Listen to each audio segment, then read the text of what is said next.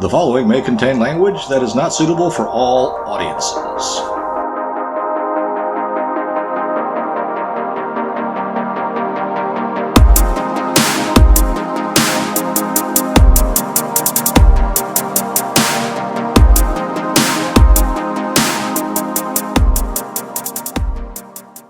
It's time for the Low Fact Podcast. Let's try that again, shall we? It's time for the Low Fact Podcast.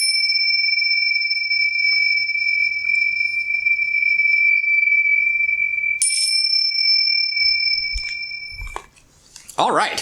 So, Sweet. Back for another round. You smoking devil. Well, before we kind of talk about different things, I kind of want to talk about your something from last week or last time. Okay. So you seem to take great offense to the term devil-worshipping priest to the point where you couldn't even talk. Yes. Do you want to say why? Or? Yeah, because I was raised in the Catholic Church, and it's just a kind of a abhorrent idea, right? Like it's not like going to Catholic school and going to church services and being raised Catholic in my family. It's not everyone was like anyone was ever like, well, you know, there's like devil worshipping priests in the top of the church. And so I'm like, firstly I was like, where the hell did that come from? A, and B, yeah, just where did it come from? Like, okay, so people say that, and I'm just like, how do they know? A, and B, how is it going on? How is it that this? If it is going on, then why are they still in the church? So I think you just exceeded my. Well, I never claimed to have any expertise on it, and yes, that term is pretty abhorrent, and I don't think you need to be raised in the church to think that that's an abhorrent statement. To me, I'm like, were you just being giving an extreme example? Because you said, well, if I give you like an example that's not extreme, it's not going to do anything, right? So you weren't were you trying to be inflammatory, or were you just like giving this as an example so that I would have a reaction, or I don't... You're placing way too much forethought on my statement. I don't know anything about it. I mean, all I can say is I went to Catholic graduate school. Did you? Yeah. Which school's this? My law school? It's a Catholic school. Yes. And it's not Georgetown. But what was I going to say? Oh yeah. So, and it's not even my statement. My term. It was a term that a mutual friend of ours had told us about. And, you know, me not having any skin in that game, in that club, I was like, okay, I suppose. Because there's plenty of... I guess if you draw the distinction between someone who is just kind of broken and trying to keep on going, right? Because a lot of people tend to sit there and say, ow, you know, that pastor, he cheats on his wife. I'm like, well, because he's broken, as we all are. Just because you ascend to some title or some position doesn't make you all of a sudden not human. But there's like cheating on your wife, and then there's worshipping the devil as somebody that's supposed to be a representative of God. Well, like, that's pretty severe, yeah. But I think people try to lump that all into the hypocrisy vein. Actually, that just reminds me. That actually makes sense what you're telling me about your school, because I just watched a documentary on. It's basically about this kid that got possessed.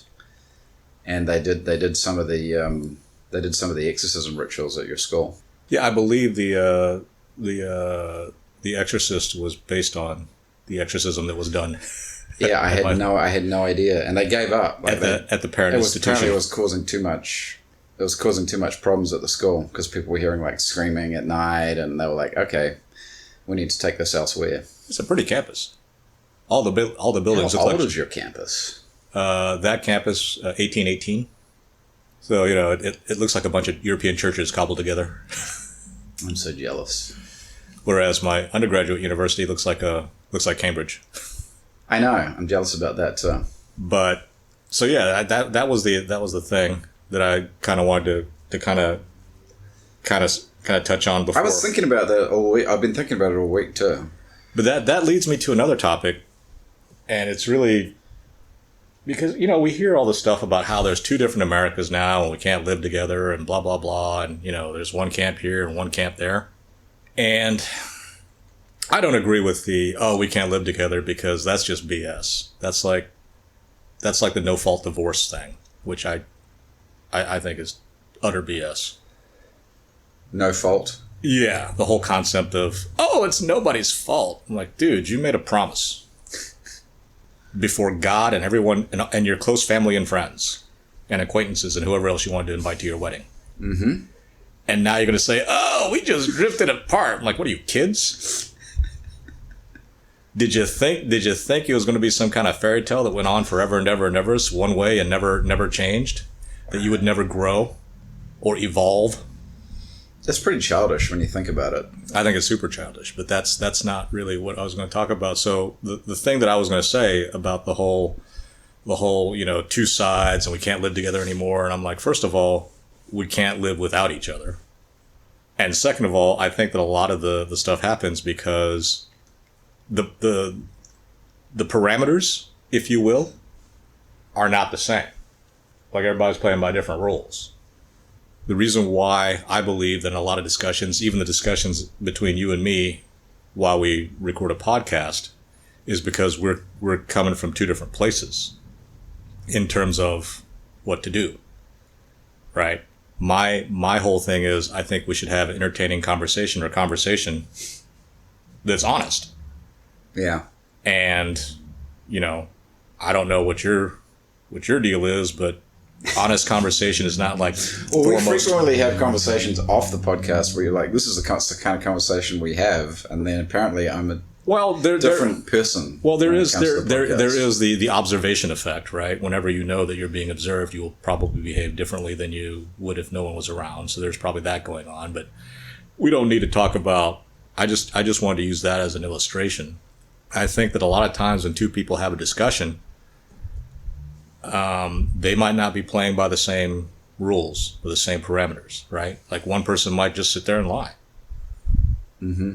And if one person's being honest and another person's lying, you're not going to be able to have an honest conversation. That's just true. Or one person's trying to attack or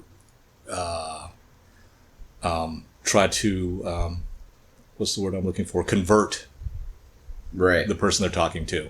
Which is a lot. I mean, I think that's when everybody's in there, when you got people in different camps, that's all the conversation is, right? Oh, you need to join my camp. Well, that's okay if it's two people in different camps trying to honestly convert a person in the opposing camp. But if there's something else going on, like, I remember you talking about how much you need to be right, or you need to win the argument. Mm-hmm. Right? And my point of view on that is, okay, so what if you're right? What does that change in your life? A lot of the times it doesn't change anything. And in these type of discussions, it really shouldn't change anything. It gives me personal satisfaction. Okay. I think. So you're not about trying to come up with answers necessarily. For myself or for the other person? Well, let's say for the audience that's listening. Like, when we have a discussion about the problems in America, which seems to be a lot about what we talk about. Well, a lot of our problems... We don't necessarily... I'm always like, but what's the answer? A lot of our problems are self-inflicted, especially in America. Okay, but if they're self-inflicted, there's still problems that need to be resolved. Not necessarily. You mean like the problems can just stay problems? Yeah, I mean, look, if you're coming from the standpoint of, we need to fix these problems or we'll be destroyed. Mm-hmm. I agree. That's what the right says all the time. I agree. That's like the catch cry of the conservative radio hosts. Well, and the leftists too. We just solve these problems or we're going to be destroyed. And I'm of the opinion of, yeah, you're right. We should solve these problems But if we're going to be destroyed, then that's our fault, isn't it?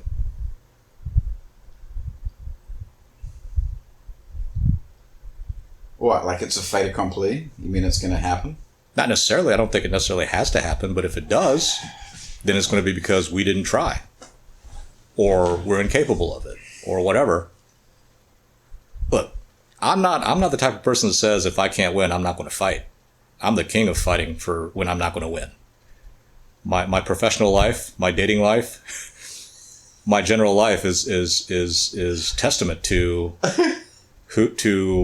yeah, you know, I will fight for my ideals even if I know I'm going to lose. Oh, not me, man. I'm like, where's the white flag? And that, as a practical matter, that might be a better way to live. I don't know if it is or not. But, you know, as I've said so much before, you know, about me being a failure in life, well, it's kind of true, because the whole purpose, really, of us in society is to find a mate and procreate. Okay. I've been unsuccessful. That has not happened. And, yeah, but and every day that goes by, the chances of that happening decrease. Now, does that bug me? A little bit. But why does it bug me? And as I've been thinking about it, I thought about it quite a lot over the last week. And it's the John Kennedy factor. When John Kennedy was about 40, he was, you know, screwing around with all kinds of women, married women, single women, whatever. And he hit 40 and was like, well, I need to get married or someone's going to think I'm gay. And that's why he married, you know, Jacqueline Onassis, or Jacqueline Bouvier. And so as I thought about it, I'm like, well, yeah, I do one of those things, but not because I have this deep-seated desire to procreate. It's because I feel a little embarrassed. That's right? it. Yeah, because I'm not a dropkick of a person, right? I'm not some adult drug addict bum. But why is procreation the be-all, end-all? Because I see people and I see their kids and I'm like, why is that so important? For our species to continue, if we don't do that, it doesn't continue. Well, yeah, but I look at a lot of these kids and I'm just like, ugh. Yeah. You know, and they're like, oh, this is like, you know, this kid's the apple of my eye. And I'm like, well, just as well that kid's the apple of your eye, because... Well, I should hope so. If that's their kid, I should hope that kid's the apple of their eye. But I still don't understand why... okay, apart from, like, continuing the species, a lot of these kids just seem... I don't know.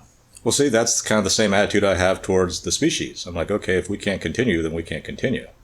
We've failed. Too bad. It's just one of those stupid deep thoughts. Like another stupid deep thought I had was, okay, if you want to save the earth, save the environment, right? Mm-hmm.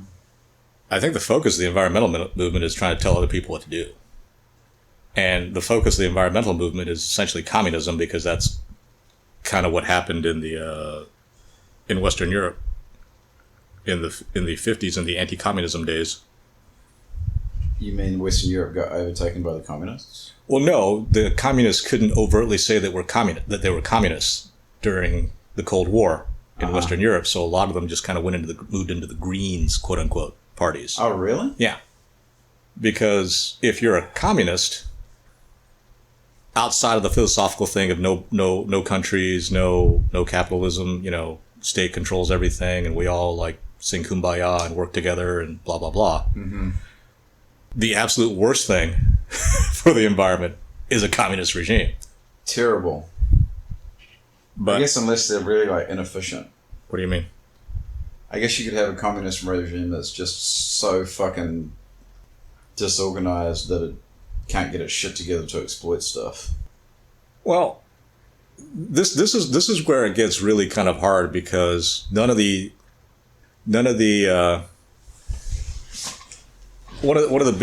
big responses is, real communism hasn't been tried. We haven't gone far enough, or we just haven't done it right. Right. And even when I was in college, kind of studying economics and various government philosophies. Did you have comic professors? I'm sure I did. I also kind of leaned toward that idea. And that's actually something I said to somebody once we were talking. It's like, well, maybe it hasn't been done right. And I forget what the response was, but, fast forward almost 30 years. And I'm like, well, maybe we haven't been able to do it right because we aren't capable of doing it. That sounds like a pretty good answer. And on top of that, the regimes that have tried it, they weren't really communist regimes. There were totalitarian regimes, there were dictatorships, there were authoritarian regimes. Well, isn't that like somewhat of a difference? So that is, I mean, totalitarianism and communism aren't they one and the same, really? No, because I think you can have a totalitarian capitalistic regime. Okay. We're living in an oligarchical capitalist regime. But when people talk about totalitarianism, they always invariably talk about communism, like Russia, for example. Oh yeah, Soviet Union, North Korea, Cuba. I mean, what would a totalitarian capitalist regime look like? South Korea? Mussolini's Italy. Okay. Fascists. Right. South Korea, to a certain extent, they had a dictator. But the fascists and the communists are pretty similar as well, apart from the state control thing. Yeah. Right? I mean, there was fascism before communism, correct? I think... no, they came at the same time. I think communism as an idea came out before, but fascism was pretty much the answer to it. It's like, no, not state control, but... the whole point of fascism was, us little guys, we need to band together so the big guys can't break us. Why was it a Jewish guy that came up with communism? I have no idea. I don't either. You need to. There are plenty of theories out there. I don't subscribe to any of them. Excuse me. But I will hear them out, and who knows? Maybe one day I might change my mind, but. Thus far, I just haven't made that cognitive leap. I'm just curious about what influenced Karl Marx to the point that he came up with his Communist Manifesto. Probably because, well, my half-assed jokey answer is, well, he was sponging off his parents, so he was just like his mom, right? Mom and dad. It's like, I'm an intellectual. I'm going to do all this stuff and write these books. And, mom and dad give him more money.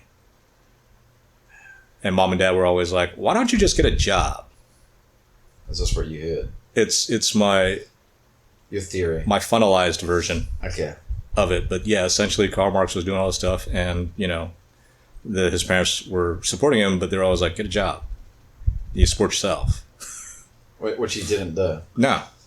I've read the Communist Manifesto, and again, I don't get how it's. When I read it, I was like, I don't get it. Like, I don't get how this was so popular. I think it was popular because it's one of those things where you tell someone who's not doing so great, it's not your fault. It's those other people. Yeah. It's those other things. That's an incredibly comforting thought, right? That it's not your fault. Yeah. Oh, like for me, right? Oh, you don't have any women or kids because, all those women are crazy. Possible. But got to be something going on over here too. Yeah, it's called you not getting off your ass and like chasing a girl. Well, there's also that, but there's really very little opportunity the older I get. Well, yeah. Considering I don't but socialize. If you wanted to have a woman, you could have a woman, though. That's my point. Even now, yeah. But you don't. You choose not to. Well, I choose not to because none of the women that have presented themselves seem to be willing to put in the same amount of work. Well, I was just thinking about what a therapist that I saw for years, when I would make a statement, he would say something like, you might want to take a look at that. I have. You might want to take a look at your bar or whatever it is that's going on where you've decided that no woman measures up. I'm not saying no woman measures up. A lot of the times, a lot of the women think that I don't measure up. which is fine. I get the distinct impression with several, not several, but with a few of the women that I have kind of pursued, they weren't particularly good for me anyway. But on top of that, You mean not the right woman? not the right kind of woman. Okay. But on top of that, a lot of people, and this is my own interpretation, I could be totally wrong, but I feel often that people see me as an accessible challenge, a beatable challenge. Right? So I feel that a lot of women, when they meet me, think that they can do better than me.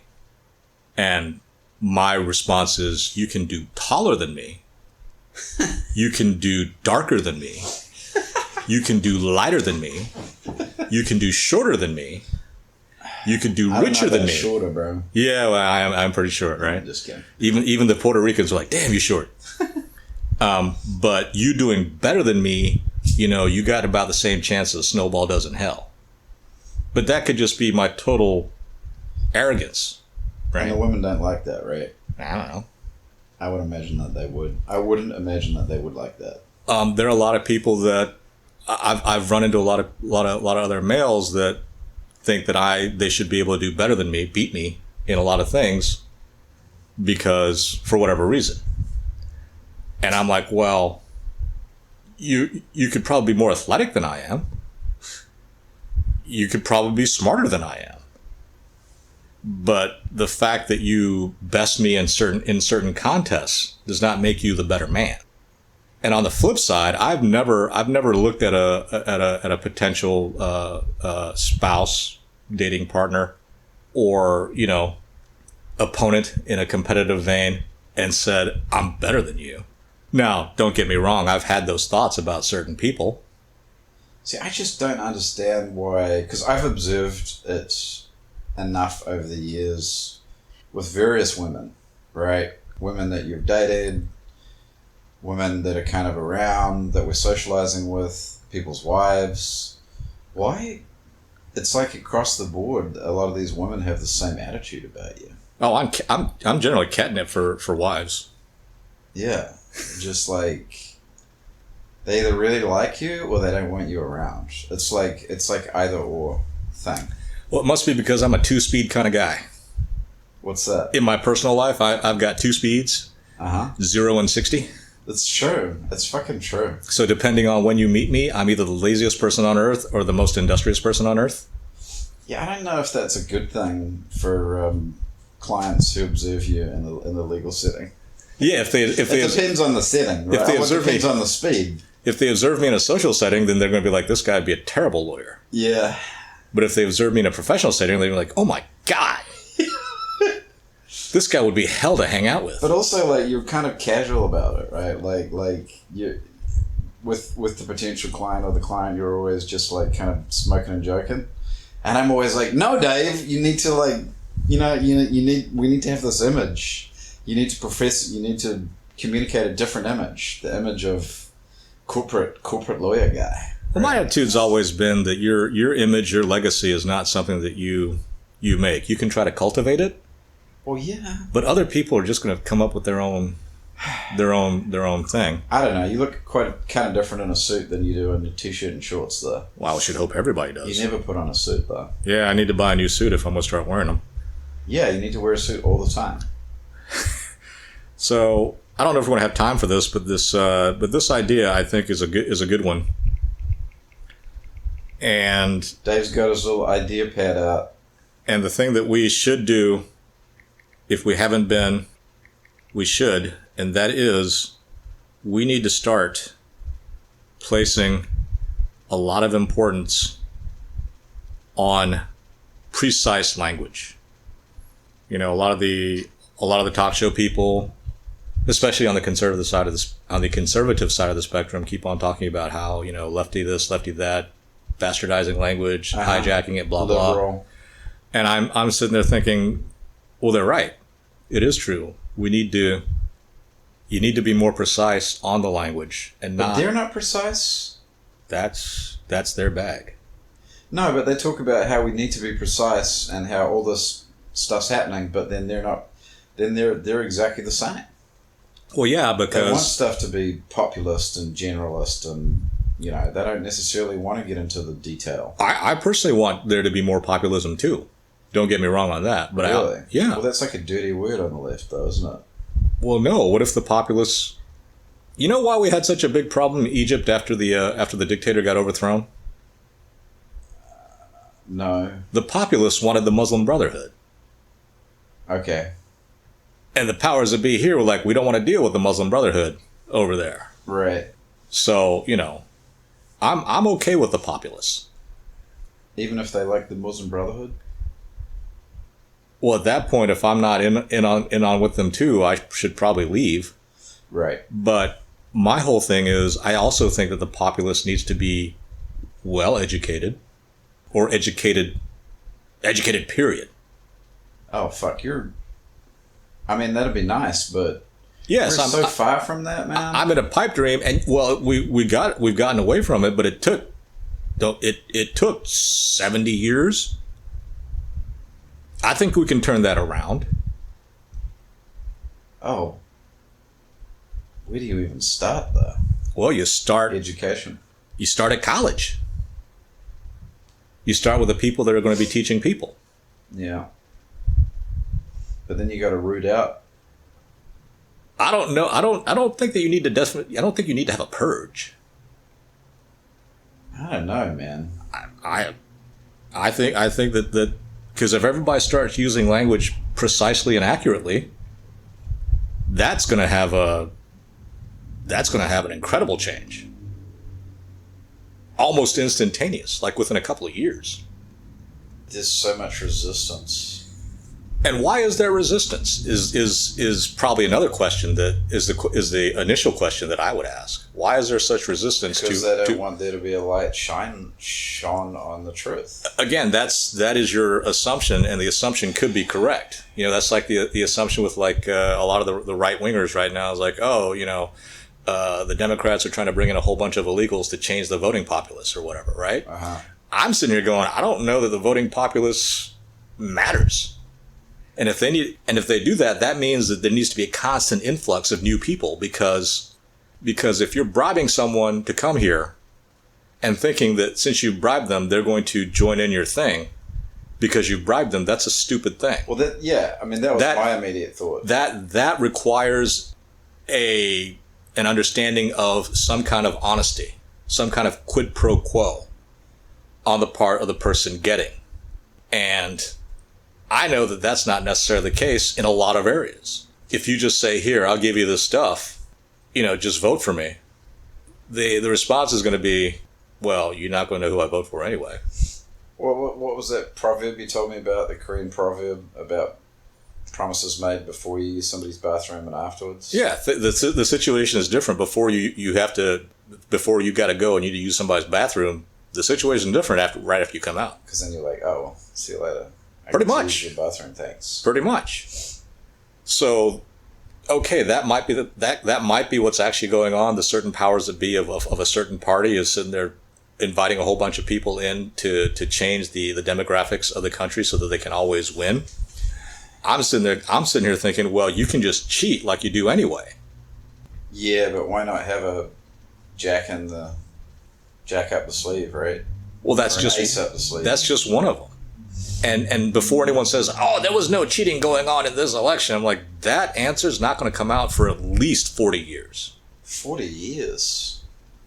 Like with, we'll leave with this. Like with, I was recently watching an old show on Hearst, and he was running for mayor. And at the time, in the early 20th century, or whenever it was, the Tammany Hall machine, which is, when I was in high school learning about it, it was like, oh yeah, they're big cheaters, right? Yep. That was like, so Tammany Hall, so it was like 60, 70 years after the fact. Mm-hmm. Like, all this cheating. The presidential election of 1960, all this cheating. Well, in 1961, they're like, no, it was a free and fair election. There was no cheating going on. So even in the one now, which they have found a lot of irregularities. Right, which no one seems to want to talk about. Well, because it threatened, I believe, because it threatens their position and power. But if there's going to be any kind of admission that there was some kind of cheating going on in a certain election, that's not going to happen for at least 4 or 5 decades. So everybody's just high then? What do you mean? Just everybody that's like, oh, the truth will come out. No, because the truth will come out. It's just not going to come out tomorrow. No, but they mean, when they say the truth will come out, they mean it's going to come out now. And that there's going to be a whole lot of, blowback. No, the truth will come out and there will be no blowback. And my evidence for that is years and years of historical study. So speaking of truth, can I say this last thing? I don't know, can you? Yes. So there was this, I guess Google has decided that they're going to deplatform a whole lot more people. It was something that I heard. It was a snippet I heard on the radio. But basically now they're trying to stop anybody that has anything to question regarding, the coronavirus vaccines, regarding all that stuff. And I guess they're flagging. I don't know if this is a new news story because they've already been talking about it for months, but they're basically deplatforming anybody else. They're deplatforming more people, that essentially anybody that wants to suggest that what we've been told is not the be-all and end-all and the utter truth. So they're essentially trying to steer the narrative, but I don't think that works. I don't think if you just silence a whole lot of voices, they're just going to go somewhere else. To the extent that people go other places, yeah. You're just going to go to a different platform, or people are going to stop using that platform. If you agree, then you're going to be like, good. Because there's been a lot of surveys that say that a majority, it seems like, or maybe it's just a plurality, but a lot of college students think it's perfectly okay to use violence to silence your opponents. Really? Well, then that comes back to the education thing. But, well, yeah, and my point is, well, if it's okay for you to keep them quiet, is it okay for them to do it to you? No. Then that's not going to work, is it? Do you ever watch Samantha Bee?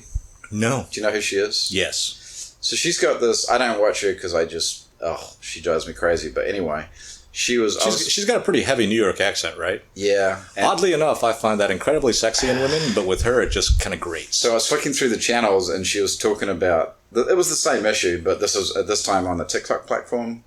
And I guess on TikTok, there's a whole lot of videos that have gone viral, and it's very short clips of people saying, if you take the coronavirus, you become magnetic. Which is fake. You have bots, have nanobots inside your body. It's killing 2 out of 3 people that get vaccinated. That seems kind of high. All this stuff. And she was like, this stuff's going viral on Twitter, and it's because of the Twitter algorithm, right? Because if one person looks at it, the algorithm says, oh, people are looking at this video, and then it pushes it in the feed to many, many more people. Mm-hmm. So, and she was like, we need to do something about this. We need to, TikTok needs to change its algorithm because, all this fake stuff is getting propagated to all these people and blah, blah, blah, blah, blah. And we can't have this out there. And I'm like, who made you the arbiter of what people should be seeing and believing? Can't they decide for themselves? My attitude towards that is if the populace is educated and well-versed in the requirements, maybe not necessarily art, but the requirements of critical thinking, then yeah, a lie would not be able to survive. But everybody loves to sit there and say a lie will go around the earth 6 times before the truth even gets his pants on. But she is in the camp of the people she's totally about her agenda and what she believes and pushing that onto other people. If it was the opposite happening, if it was a whole lot of leftist stuff being propagated by the algorithm on TikTok, she would be all for it. Again, right? I mean, you can't just be one-sided on stuff, especially if you're going to live in a society. Is my point. She's totally one-sided on it, and it drives me crazy. Are we done?